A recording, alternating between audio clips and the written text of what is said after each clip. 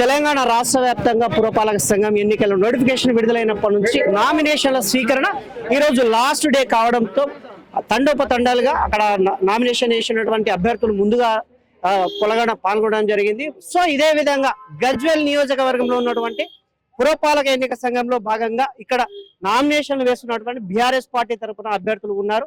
ఆ అభ్యర్థులను మరిన్ని విషయాలు అడిగి తెలుసుకునే ప్రయత్నం చేద్దాం.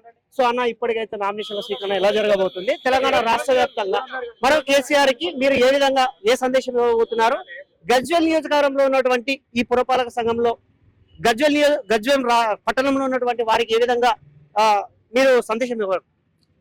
సో గజ్వేల్ పెగ్నాపూర్ మున్సిపాలిటీ ప్రజలందరికీ కూడా ధన్యవాదం తెలియజేస్తూ, నిజంగా చాలా సంతోషంగా ఉంది. ఎందుకంటే మనందరికీ తెలుసు, ముంపు గ్రామాల్లో మన గజ్వేల్ మున్సిపాలిటీలో గత 5 సంవత్సరాల నుంచి ఉన్నప్పటి నుంచి కూడా వారికి ప్రభుత్వ పరంగా ఎటువంటి విలీన ప్రక్రియ జరగలేదు. కానీ ఈ మున్సిపల్ ఎలక్షన్స్ కంటే ముందు వారందరినీ కూడా మా గజ్వేల్ పెగ్నాపూర్ మున్సిపాలిటీలో యాడ్ చేసుకోవడం, అదృష్టవశాత్తు నేను గజ్వేల్ పెగ్నాపూర్ మున్సిపాలిటీలోని 7వ వార్డు అయినటువంటి మా ఎర్రవల్లి కాలనీ అలాగే సింగారం కాలనీ ప్రజలకు సేవ చేసే అదృష్టం నాకు కలుగజేసినందుకు మీ అందరి తరపున కేసీఆర్ గారికి అలాగే హరీషన్న గారికి, ముఖ్యంగా ఎర్రవల్లి గ్రామ ప్రజలందరికీ కూడా అలాగే సింగారం గ్రామ ప్రజలందరికీ కూడా ఈ సందర్భంగా పేరు పేరున హృదయపూర్వక ధన్యవాదాలు శిరస్సు వంచి తెలియజేస్తున్నాను.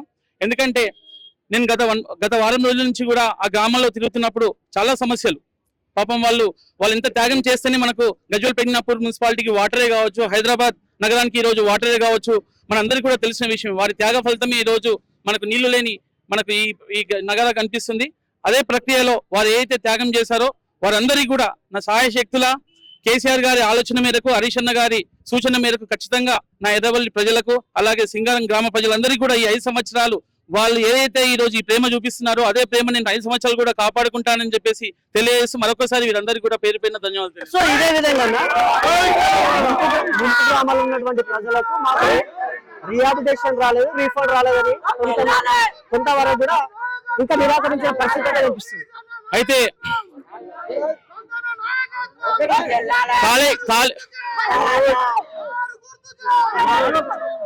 కాళేశ్వరం అనే బృహత్తరమైన ప్రాజెక్టు ప్రజలందరూ కూడా అర్థం చేసుకొని ముంపు గ్రామాలు ఎవరైతే ఉన్నాయో వాళ్ళందరూ కూడా ఇక్కడికి వచ్చిన తర్వాత దాదాపు 90% వరకు కూడా ప్యాకేజ్ విషయంలో న్యాయం జరిగింది. కాకపోతే ఒక 10% వాళ్ళకు ప్యాకేజ్ విషయంలో నిజంగా చాలా ఇష్యూస్ ఉన్నాయి. అవన్నీ కూడా నేను గత వారం రోజుల నుంచి కూడా తెలుసుకుంటున్నాను.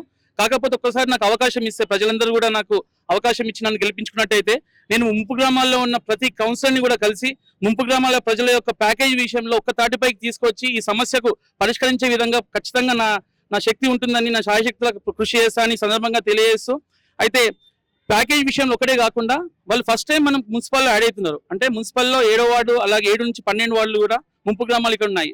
ఇప్పటి నుంచి మనకు ఏ విషయమైనా, ఇంతకుముందు గ్రామ పంచాయతీలు ఉండే, ఇప్పుడు మున్సిపాలిటీలో విలీనమైనారు కాబట్టి మున్సిపల్ నుంచి మనకు బర్త్ సర్టిఫికేట్ కావచ్చు, డెత్ సర్టిఫికేట్ కావచ్చు, ఇలాంటి ఎన్ని విషయాలైనా వాళ్ళు ఈరోజు మున్సిపల్కి రావాల్సిన అవసరం ఎంతైనా ఉంది.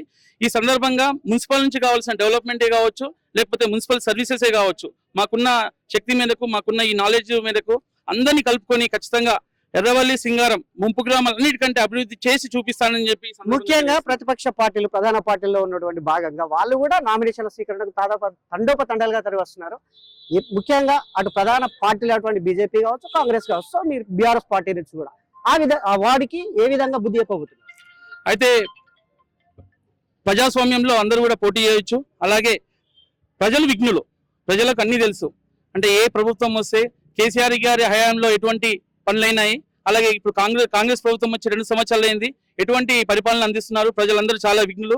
ప్రజలందరూ ఎవరికి ఏ విధంగా పట్టం కట్టాలనో 100% ప్రజలకు కాదా తెలుసు. ఖచ్చితంగా ప్రజలకు చేసే విజ్ఞప్తి ఒకటే, దయచేసి ఇది స్థానిక ఎలక్షన్స్, పార్టీని ఖచ్చితంగా చూడాలి. పార్టీ కంటే ముఖ్యం వ్యక్తులను కూడా చూడాలి. ఒక వ్యక్తిని చూసి అతను ఎలా చేస్తాడు, సేవ చేస్తాడా, పిలిచిన వెంటనే అందుబాటులో ఉంటాడా, అభివృద్ధికి తను ముందు గట్టి ముందుకు సాగుతాడా అనేది ప్రతి ఒక్కటి గమనించి మీ ఓటును వేస్ట్ చేసుకోకుండా సరైన వ్యక్తిని ఓటు వేసి గెలిపించుకోవాల్సింది. సో ఇదే విధంగా కేసీఆర్ గారి నియోజకవర్గంలో ప్రాతినిధ్యం వహిస్తున్న నియోజకవర్గానికి బీఆర్ఎస్ పార్టీ తరఫున మీరు ఏ సందేశం ఇవ్వబోతున్నారు? సో గిఫ్ట్ గా బీఆర్ఎస్ పార్టీ నుంచి గిఫ్ట్ గా ఇవ్వబోతున్నారా గజ్వేల్ కాన్స్టిట్యూన్సీ నుంచి? ఒక 2 సంవత్సరాల కంటే ముందు చూసుకుంటే మనం గత 10 సంవత్సరాల నుంచి కేసీఆర్ గారు ఇక్కడ ప్రాతినిధ్యం వహించారు. 10 సంవత్సరాల్లో కూడా కేసీఆర్ గారు చేసినటువంటి అభివృద్ధిని చూసినట్టయితే మనం అందరం కూడా చెప్పుకున్నాం. ఒక 50 సంవత్సరాల ముందు గజ్వేల్ ప్రజ్ఞాపూర్ మున్సిపాలిటీని తీసుకెళ్ళినని చెప్పేసి అందరూ కూడా ఇక్కడ అనుకున్నారు. ప్రజలందరూ కూడా సంతోషంగా ఉన్నారు.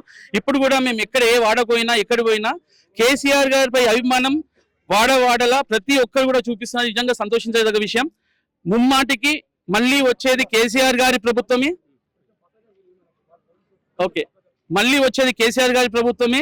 మళ్ళీ గజ్వేల్ ప్రజ్ఞాపూర్ మున్సిపాలిటీకే కావచ్చు, లేక ముంపు గ్రామాల ప్రజలకే కావచ్చు, లేదా యావత్ తెలంగాణ రాష్ట్రం అభివృద్ధి చెందాలంటే మళ్ళీ తెలంగాణ టీఆర్ఎస్ గవర్నమెంట్ అధికారంలోకి రావాలి, కేసీఆర్ గారి ముఖ్యమంత్రి కావాలని చెప్పేసి అందరూ కూడా కోరుకుంటున్నారు. లాస్ట్ అండ్ ఫైనల్ గా మున్సిపల్ గడ్డ మీద బీఆర్ఎస్ జెండా పక్కా ఎగరేస్తున్నారు, మీకు ధీమా ఉందా?